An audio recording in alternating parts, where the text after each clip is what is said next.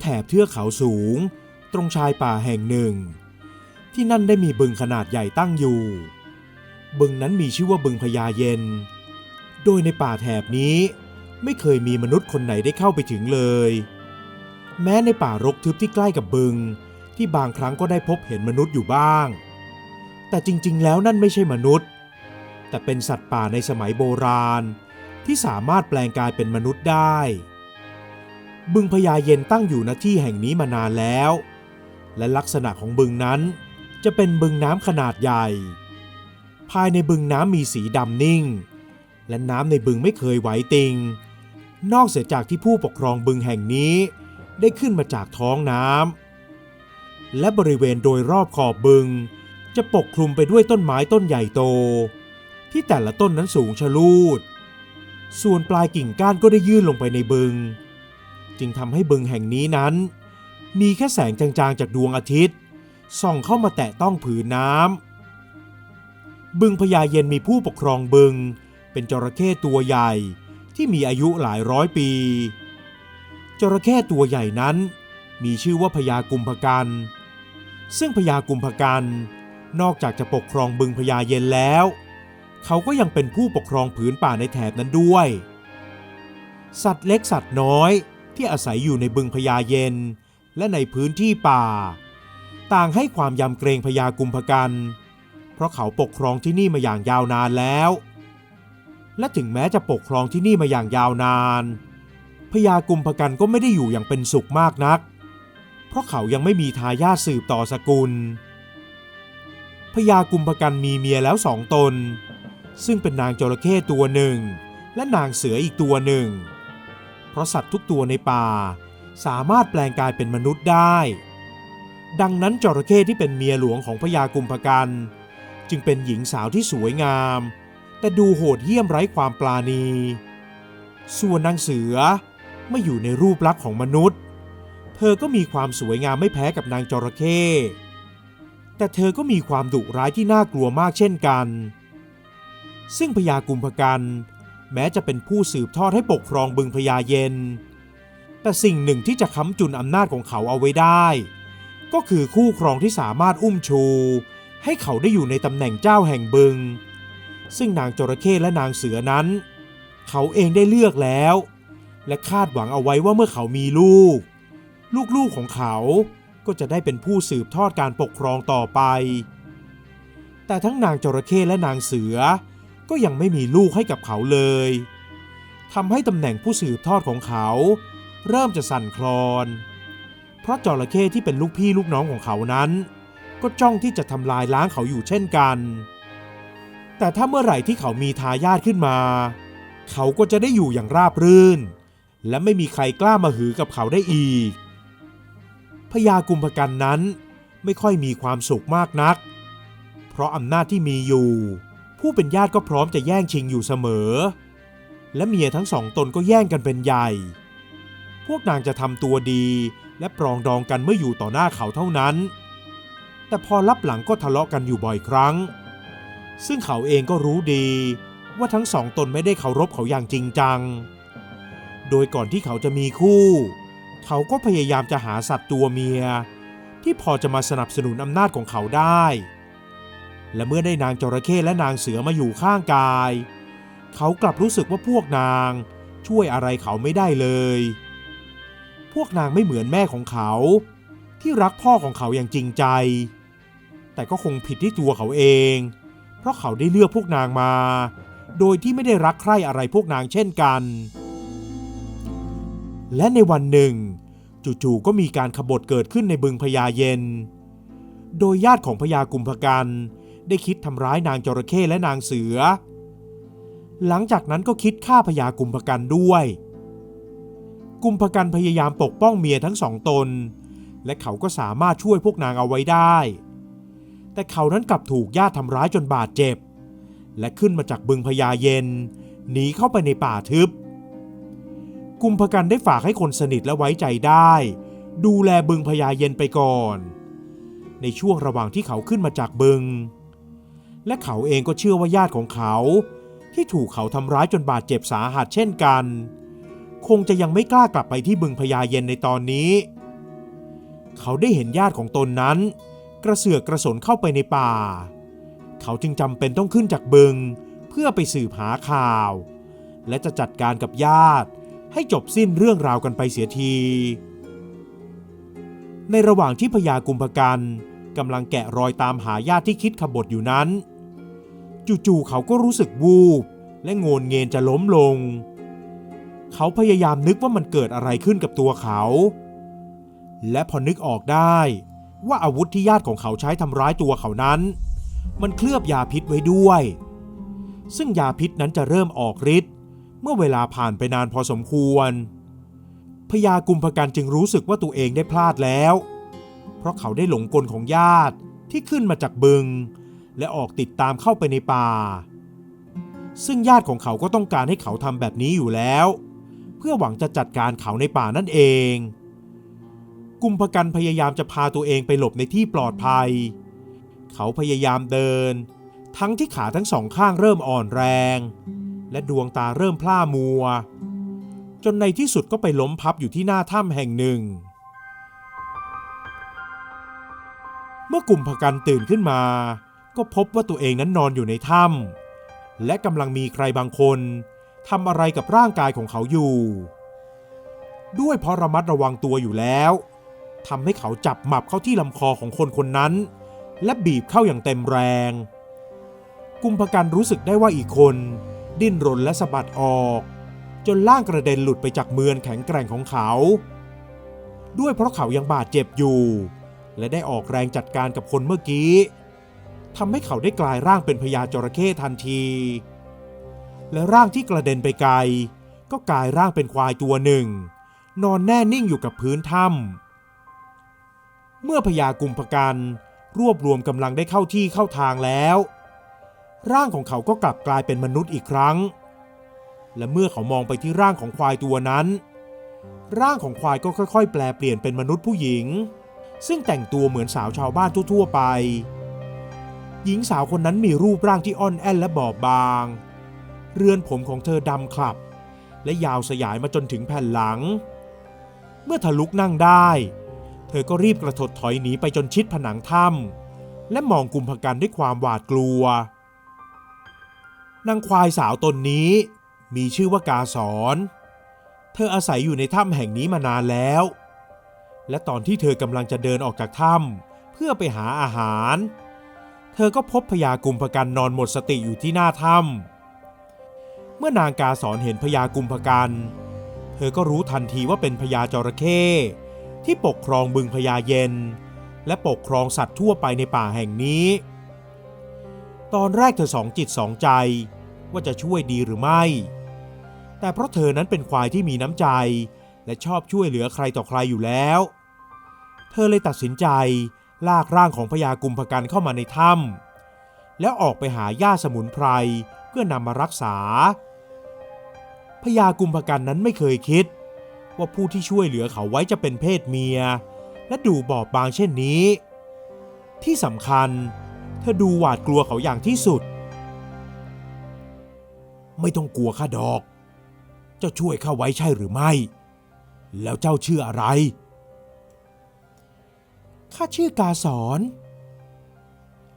แล้วเจ้าอยู่กับใครในถ้ำแห่งนี้ข้าอยู่เพียงผู้เดียวพ่อและแม่ของข้าเพิ่งได้ตายจากไป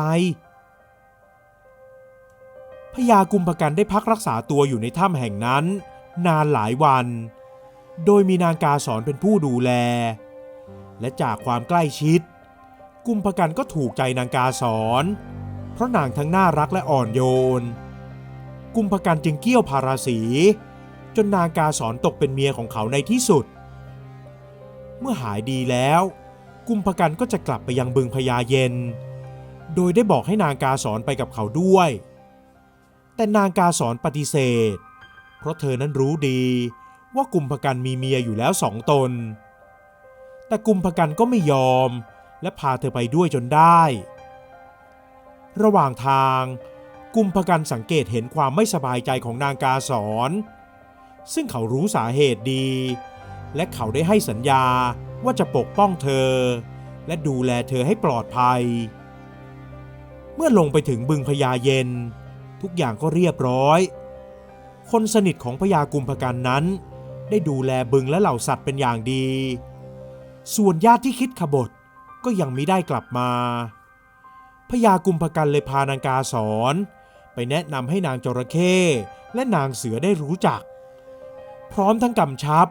ว่าให้ทั้งสามดูแลซึ่งกันและกันและอย่าได้ทะเลาะเบาะแว้งกันนางจระเข้กับนางเสือแม้จะรับปากเมื่ออยู่ต่อหน้าพญากุมภกันแต่ต่อมาทั้งสองก็มักจะกลั่นแกล้งนางกาสอนอยู่เสมอจนนางกาสอนต้องหลบอยู่แต่ในที่พักของตัวเองทำไมพี่ท่านต้องพานางควายมาด้วยไหนบอกว่าเมียของท่านจะต้องเก่งฉลาดและมีไหวพริบแต่นางควายมันโง่และยังมีท่าทางหวาดกลัวไม่สู้คนอีกอย่าก้าวก่ายเรื่องของข้าพวกเจ้าจงทำตามที่ข้าบอกไว้จะดีที่สุด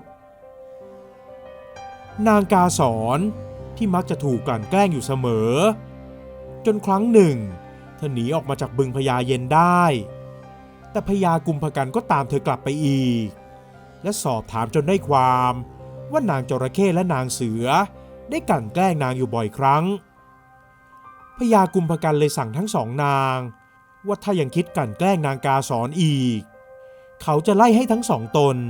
ออกไปให้พ้นจากบึงพญาเย็นเสียทั้งนางจระเข้และนางเสือต่างก็ต้องการจะเป็นใหญ่อยู่เคียงข้างกุมภกันในบึงพญาเย็นพวกนางจึงจำใจยอมอยู่ห่างๆจากนางกาสอนหลังจากนั้นไม่นานนางกาสอนได้ตั้งครรภ์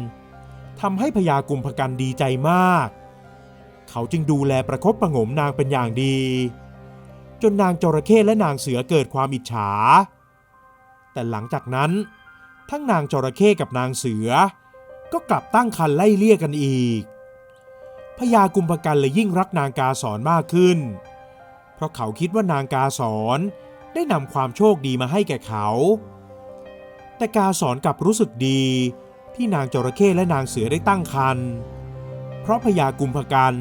จะได้แบ่งเวลาไปดูแลนางทั้งสองตนด้วยซึ่งจะทำให้เธอไม่ถูกรังเกียจแต่กาสอนกลับถูกทั้งสองนางประชดประชันและว่ากล่าวเหมือนเช่นที่ผ่านมาไม่นานนางกาสอนนางจระเข้และนางเสือได้คลอดลูกออกมาเป็นเพศผู้ซึ่งทำให้พญากุมภกันดีใจมากเพราะเขามั่นใจว่าเหล่าสัตว์น้อยใหญ่ในบึงพญาเย็นและสัตว์อื่นในป่าทึบจะยอมสิโรราบให้ความยำเกรงแก่เขาอย่างไร้ข้อกังขาส่วนญาติที่ยังหลบหนีอยู่นั้นก็คงไม่คิดที่จะขบฏต่อเขาอีกและทุกอย่างก็เป็นไปตามที่กุมภกันคิดเหล่าสัตว์ที่อยู่ภายใต้การปกครองของเขาต่างพากันชื่นชมยินดีที่เขานั้นมีลูกชายถึง3 ตนส่วนนางจระเข้กับนางเสือถึงแม้จะยังคงไม่ชอบใจนางกาสอนแต่พวกเธอก็ต้องใช้เวลาเลี้ยงดูลูกจึงไม่ค่อยได้หาเรื่องนางกาสอนเท่าไหร่นักเมื่อเวลาผ่านไปและลูกๆของพญากุมภกันอายุได้1 ขวบก็มีเหตุการณ์ที่ไม่คาดคิดเกิดขึ้นเพราะญาติที่คิดขบฏเมื่อครั้งที่แล้วได้กลับมาพร้อมเหล่าสัตว์อันธพาลอีกมากมายทั้งหมดได้บุกเข้าไปจนถึงบึงพญาเย็นและสู้รบกับพรรคพวกของกุมภกันพญากุมภกันก็ได้ออกคำสั่งให้จับตายญาติของเขาได้และเขาเองก็ได้ออกไปปะทะกับญาติที่คิดขบฏตนนั้นด้วยส่วนนางจระเข้และนางเสือในขณะที่เกิดการขบฏทั้ง2 ตนได้ฝากลูกไว้กับพี่เลี้ยงแต่พี่เลี้ยงก็ตกใจกับเหตุการณ์ชุลมุนที่เกิดขึ้นจึงได้หลบหนีไปโดยทิ้งเด็กทั้ง2 ตนไว้ในห้องพักนางกาสอนที่อุ้มลูกวิ่งหนีผ่านมานั้นเมื่อได้มาพบเด็กทั้ง2ร้องไห้อยู่นางจึงรวบกอดเด็กทั้ง3 ตนและพาหนีออกไปและเป็นคราวโชคดีของนางกาสอนที่นางหนีรอดออกจากบึงพญาเย็นที่กำลังมีการสู้รบกันจนบึงแทบลุกเป็นไฟได้นางกาสอนได้พาเด็กๆทั้ง3 ตนไปซ่อนตัวในถ้ำที่เธอเคยอยู่และเลี้ยงดูเด็กๆด้วยน้ำนมจากอกของเธอเอง โดยไม่ได้นึกรังเกียจลูกๆของนางจระเข้และนางเสือเลยอีกทั้งยังเลี้ยงดูเด็กทั้งสองตนเหมือนกับเป็นลูกของเธอเองอีกด้วยจนกระทั่งเวลาผ่านไปได้หลายวันหลังจากที่เกิดการขบฏนางกาสอนก็ยังคงเลี้ยงดูเด็กๆอยู่ในถ้ำนางยังไม่กล้ากลับไปที่บึงพญาเย็นเพราะยังไม่รู้ว่าเหตุการณ์ที่นั่นได้ลงเอยอย่างไรและในวันหนึ่งขณะที่เธอเดินออกจากถ้ำเพื่อจะไปหาน้ำสะอาดมาให้เด็กทั้ง3ได้ดื่มเธอได้พบคนสนิทของพญากุมภกันซึ่งเขานั้นได้ออกมาลาดตระเวนและตามหาตัวนางอยู่เช่นกันโดยคนสนิทของพญากุมภกันนั้นได้บอกว่าเหตุการณ์ที่บึงพญาเย็นสงบลงแล้วแต่ลูกๆของนางจระเข้กับนางเสือได้หายไปเมื่อพญากุมภกันสอบถามกับพี่เลี้ยงจึงได้รู้ว่าพวกเธอได้วิ่งหนีไปในตอนที่เกิดเรื่องขึ้นทำให้กุมภกันและนางจระเข้กับนางเสือเสียใจเป็นอย่างมากซึ่งพญากุมภกันเองก็คิดว่านางกาสอนกับลูกก็คงมีอันเป็นไปในตอนที่เกิดเหตุการณ์นั้นด้วยทำให้เขาที่แม้จะจัดการกับญาติที่คิดขบฏได้และฟื้นฟูบึงพญาเย็นจนกลับมาเป็นเหมือนเดิมแล้วก็เสียใจมากที่ต้องเสียนางกาสอนกับลูกๆไปโดยเฉพาะกับนางกาสอนเพราะเขาได้สัญญากับนางเอาไว้ว่าจะดูแลให้นางปลอดภัยแต่สุดท้ายเขาก็ทำไม่ได้นางกาสอนจึงให้คนสนิทของกุมภกันได้ไปบอกเขาว่าเธอนั้นปลอดภัยดีและอยู่กับลูกๆในถ้ำเมื่อพญากุมภกันรู้ข่าวเขาก็รีบขึ้นมาจากบึงและรีบตามนางกาสอนไปที่ถ้ำทันทีพอไปถึงเขาก็เห็นนางกาสอนกำลังเลี้ยงดูลูกๆของเขาอยู่กุมภกันดีใจมากและสอบถามเรื่องราวจนได้รู้ความจริงทั้งหมดข้าขอบใจเจ้าจริงๆเจ้าเป็นแม่ที่ดีและเป็นเมียที่ดีแม้ผู้อื่นจะกลั่นแกล้งและทำร้ายเจ้าแต่เจ้าก็ไม่ถือสาอีกทั้งยังช่วยเหลือลูกๆของพวกนางอีกข้ารักเจ้านะหลังจากนั้นกุมภกันก็ได้พานางกาสอนและลูกๆทั้ง3กลับไปที่บึงพญาเย็นเมื่อไปถึงและนางจระเข้กับนางเสือได้เห็นลูกๆของพวกนางแล้วพวกนางก็ร้องไห้ออกมาที่เห็นว่าลูกยังมีชีวิตอยู่เมื่อรู้เรื่องราวว่านางกาสอนเป็นผู้ที่ช่วยเหลือลูกๆของพวกเธอและนำไปเลี้ยงดูเป็นอย่างดีก็ทำให้พวกนางได้สำนึกผิดที่เคยได้กลั่นแกล้งและกระทำสิ่งสารพัดที่ทำให้นางกาสอนต้องเจ็บช้ำน้ำใจข้าขอโทษเจ้านะกาสอนขอโทษที่เคยทำไม่ดีและขอบใจที่ช่วยเหลือลูกของข้าก็เช่นกันข้าขอโทษและขอบใจเจ้ามากเจ้าเป็นควายก็จริงแต่เจ้าไม่ได้โง่ที่สำคัญเจ้าเป็นควายที่ดีพญากุมภกันรู้สึกดีใจที่เห็นนางจระเข้กับนางเสือขอโทษนางกาสอนกับเรื่องราวที่ผ่านมาและยิ่งได้เห็นเมียทั้ง3รักใคร่ปรองดองกันเขาก็ยิ่งมีความสุขเพราะเขารู้สึกรักนางกาสอนจากใจจริงและคิดว่าเธอนั้นเหมาะจะเป็นเมียเอกของเขาด้วยประการทั้งปวงพญากุมภกันจึงได้บอกแก่นางจระเข้กับนางเสือว่าเขานั้นจะยกให้นางกาสอนเป็นเมียเอกและให้ลูกชายของนางกาสอนเป็นผู้สืบต่อการปกครองบึงพญาเย็นซึ่งทั้งนางจระเข้กับนางเสือก็เห็นดีเห็นงามด้วยและไม่ได้รู้สึกอิจฉาหรือโกรธเคืองแต่อย่างใดอย่าทำเช่นนั้นเลยข้ารู้สึกไม่สบายใจท่านพี่โปรดแต่งตั้งให้ถูกต้องและตรงความเป็นจริงด้วยเถิดนางกาสอนได้ปฏิเสธและบอกกับพญากุมภกันว่าให้แต่งตั้งนางจระเข้นางเสือและนางกาสอนตามลำดับส่วนลูกของนางจระเข้ควรจะเป็นทายาทตนแรกที่จะได้ปกครองบึงพญาเย็นต่อไปและลูกชายของเธอนั้นควรจะเป็นทายาทลำดับที่ ซึ่งพญากุมภกันก็ได้ทำตามที่นางกาสอนบอก นับตั้งแต่นั้นมา นางจระเข้กับนางเสือก็รักใคร่นางกาสอนเหมือนกับเป็นน้องสาวตนหนึ่ง และบึงพญาเย็นก็สงบร่มเย็นนับตั้งแต่นั้นมา